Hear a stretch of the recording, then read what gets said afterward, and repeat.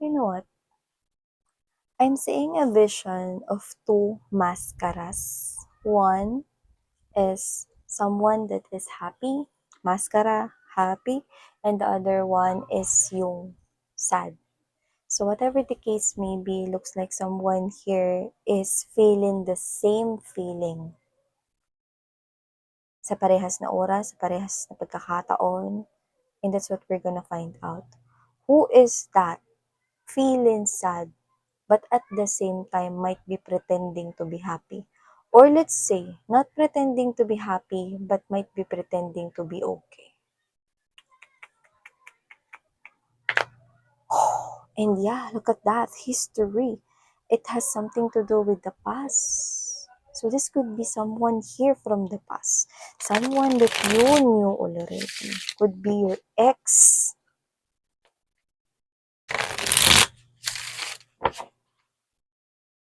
Yeah, bounty hunter, chaser, hot pursuit. So whatever the case may be, this person here could possibly be chasing you. Pwedeng chinis ka na niya, pero ayaw mo magpahabol because you're starting here. You know, this kahoy made me think that this is the Ace of Wands. Okay, that's the one thing that came to my mind right away. So I think you're starting here something exciting for your life. Doesn't have to be na meron ka ng iba or meron ka ng bagong connection, pero pwede. Pero this Ace of Wands, dito ka na sa bagong buhay mo. Dito ka na na-excite. Dito mo na mas gusto magbigay ng attention. You're given a lot of interest. You're given a lot of energy in this new, okay, exciting things going on in your life. Okay? And see, look at that, no? Tumatakbo, tapos tumatakbo ka rin, no? So, parang ayaw mo rito na magpahabol. It's like, you're not paying attention with this past lover right here. So, let's see what's going on.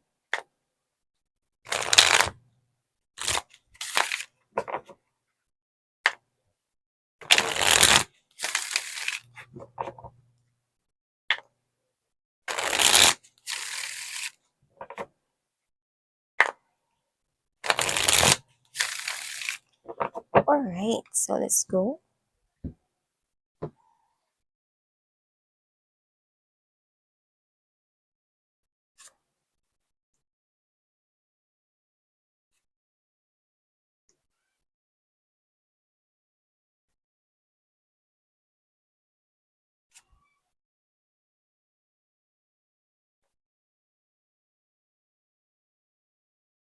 Oh my gosh. Okay. So yeah, let's keep moving. Let's lay all the energies first bago natin pag-usapan ng tuluyan kung ano nangyayari rito. Yeah, so that's it. That's it. Okay.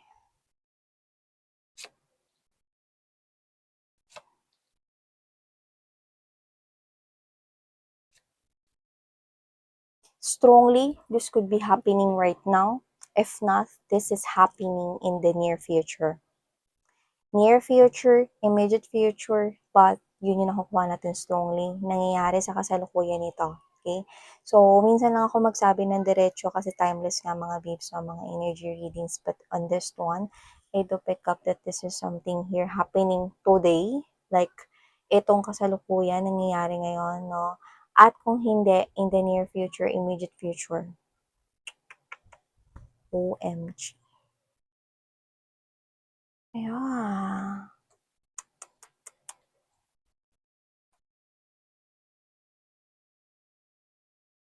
You know what? I'm hearing right now that song. You decorated my life. But you know what? That's a beautiful song. Pero ang creepy ng na-sense kong energy coming from that. Okay? Whatever the case may be, let's get straight to the point. Okay? Someone here is trying to decorate his or her life. Okay? Gusto niya dito baguhin yung sitwasyon niya. No? Gusto niyang baguhin yung sitwasyon niya. Kasi hindi niya mabago yung sitwasyon niya here with you. You could be married with this person here with that house sold in there. Or you could be matagal kayong magka-live-in or doesn't have to be nakasal, matagal kayong nagsama, okay? Or matagal kayong naging kayo, okay? Either boyfriend, girlfriend kayo, no? So just take how this resonates. With the searching right here and the lockbox, okay? Entrapment in here, TikTok. This person is now realizing. Yung iba pwedeng lumapit na to sa inyo pero nireject nyo siya. Definitely your ex.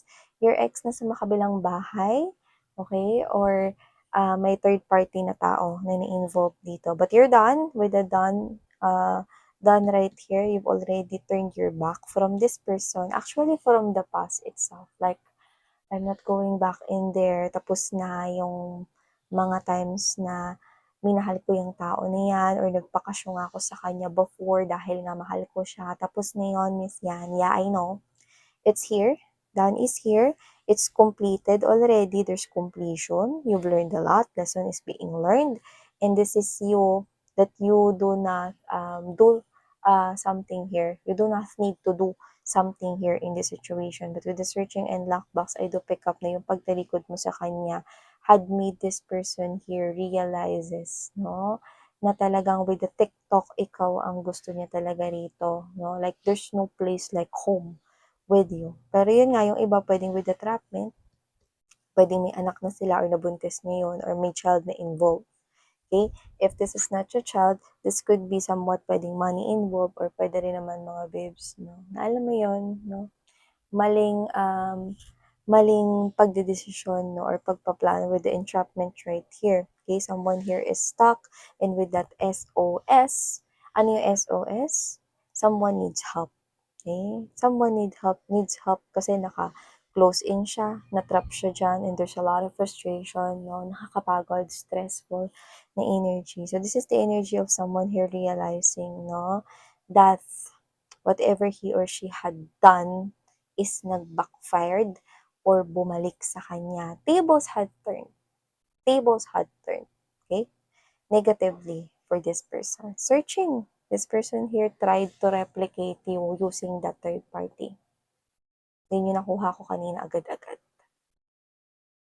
This person tried to change the third party kung paano ka gumalaw, kumilos, anong klaseng pabango, ganun, no? Kaya naloka ako eh. Kasi alam mo yan, parang gusto niyang buhayin yung katauhan mo dun sa person na yun. Why? Kasi hindi ka na niya maibalik. You know the energy of someone who wants changes but he or she cannot make that changes because you do not no longer want to exert more effort in this type of situation here because you've already let the situation go. Okay? Because you've freed yourself. Pinalaya mo yung sarili mo eh. Diba? So, nakita ko rito na itong tao na to, na-realize mo na yung pagmamahal pala talaga. So, energy ito ng person na sumama sa third party, pinili yung third party, dinesisyon na piliin yung third party in the past. It's something here na pinagsisisihan niya ngayon with the TikTok, no? TikTok right here, mga babes, no? Something to do with that clock, realizing here, right at the center of this reading, no, your wonderful memories together. Tinan mo yan, no? Pwedeng kayo ay literal na merong tawag nito, memories na kayo ay naglaro sa ulan or this is you, no? Doesn't have to be na yun. Pero tingnan mo, no? Sepia or brownish or vintage type ng image na to. So it gives you this kind of message, no? That this person here now values these memories, no?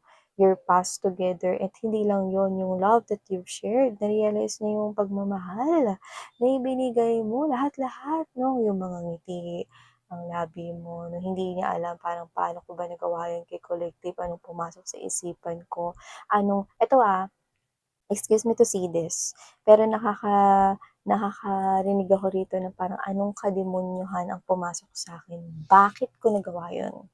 Like, anong kademonyohan, no? Parang that type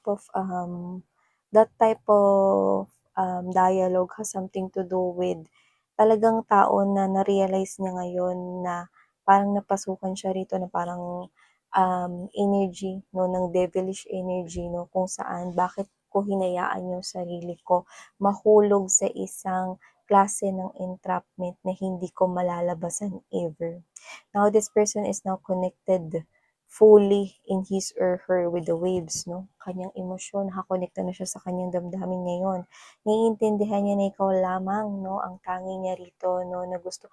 Alam mo, I don't know who this person is, pero sobrang lugmok ng energy. There's a lot of regrets. Like, no mo, no mo, no mo, no mo. No? Like, money, money, money, money. No? Lahat na, plenty, plenty, plenty. No? Na regrets ang nakukuha ko dito sa person na to. This person here, no? Halos sambahin ka niya ngayon. Okay? Hinahanap-hanap ka niya rito, pero hindi ka na nga babalik because you're done already. Okay? Completion na, tapos na para sa'yo. No? At now, with the drama queen right here today, ito na nga yun, no? Parang laso na unti-unti ritong pumapatay sa person na ito, no? This is not literally na pumapatay in a way na literal na mamamatay siya or whatever, no? Hindi. This is that idiomatic expression, okay, or that quotation wherein pagpapakahulugan nun is parang itong sitwasyon na pinili niya noon, no, na ngayon pinagsisisihan niya ang unti-unting pumapatay sa kanya rito. Pumapatay sa mga pangarap niya, pumapatay sa lahat ng mga gusto niya ritong maabot, no, at marating sa buhay, no. Kasi alam mo yun, yung parang kailangan niya lang tiisin na magstay sa ganitong klase ng sitwasyon, which is yung relationship niya with this third party na ayaw naman na talaga niya ngayon, na sinusukuan niya na ngayon, pero wala siyang choice with the drama queen. And today, this is happening here now. Whether you knew this or not, whether you are aware or unaware of this is what's happening, and this is what's gonna happen in the upcoming weeks, upcoming months for this person here. Tables had turned. This person is now realizing your worth, that this person here loves you so dearly, almost sinasamba ka niya ngayon. This person here is changing the third party kung sino, and now this third party right here, no, is pissed off like that. Namumula siya, namumula yung third party dito sa galit or whatever, no? But yung nagte-turn ng blind eye na lang, no? Or both of them, no? Yung third party nagtitiis rito na para lang manatili na nasa tabi niya yung ex mo or yung past lover mo. Okay? Pinoprotektahan niya, no, na wag silang maghiwalay. Okay? Or this person naman, kung yun din naman sa person mo na past lover mo, no? This person here is trying na buhayin rito, no, yung mga alaala mo sa kanya rito kasama kasi di ka na niya maibalik eh. Alam mo yun? Kaya nga sabi ko sa inyo kanina, maaaring yung pabango na paborito ninyo, yun yung pinabibili or binibigay niya rito sa taong yan. O yung favorite color ninyo, yun yung binibigay sa kanya. Meron pa rito, no, na eksaktong yun yung damit ninyo, same design, same kung saan binili na clothing line, no, yun pinapasuot, binibigay dito, no. Binubuhay niya yung alaala mo, even the style of the hair, that makeup, that color of that lips, okay? That smell, that scent, okay? Whatever the case may be, binubuhay niya rito na pati yun, no? Pati yung favorite mong pagkain, no? Parang hindi yan kinakain ng asawa ko or hindi yan yung bawal diyan yung asawa ko, and then this third party, hindi ako yun, ako 'to, ex mo yun, 'no, yung ex na yung tinutukoy, ikaw yun, collective, 'no. Hindi ako yun, ano ba, parang gano'n, 'no. Nagkakaroon na rito ng misunderstanding and they're both locked in this situation. The third party loves your past person here and your past person loves you, pero wala siyang magawa rito kaya binubuhay na lamang niya ang mga alaala mo sa taong ito.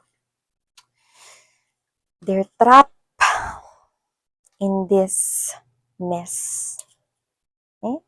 Yun yung nakikita ko rito. They're both killing each other, no? In this type of situation here. Mentally, killing each other mentally. Okay? And it's suffocating. Okay? So whatever the case may be, lockdown is here, loss, desire, intervention. Itong pagtangi, desire, no? Pag-adore sa'yo ng past lover mo rito, ang unti-unti rito mga babes, no?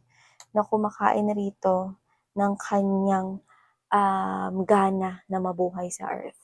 Okay? With the intervention, this person, no? Parang kahit sino yung lapitan niya at hinga ng tulong, walang magagawa. Kasi kung ang tulong naman talaga ay dapat na magmula sa'yo, walang magagawa. Others of you, this person already came to you. But you said no. You've rejected this person here right away, in an instant. Okay? And for others of you, this person, paparating pa rin siya sa inyo, and after that rejection, this will happen here. The desire, the love. Ayan, no? Yung love na kinikrave niya ay dun sa tao na tinapos niya ang lahat. And that was definitely you. You, collective, no? Ikaw yun. Ikaw yun. Ikaw yung minamahal niya, yung taong tinapos niya rito yung koneksyon. Ikaw yun. Yung desire. This is the poison that kills this person now. That wanting you to go back with him or her will no longer happen. Because you've already turned your back and made a decision not to go back anymore.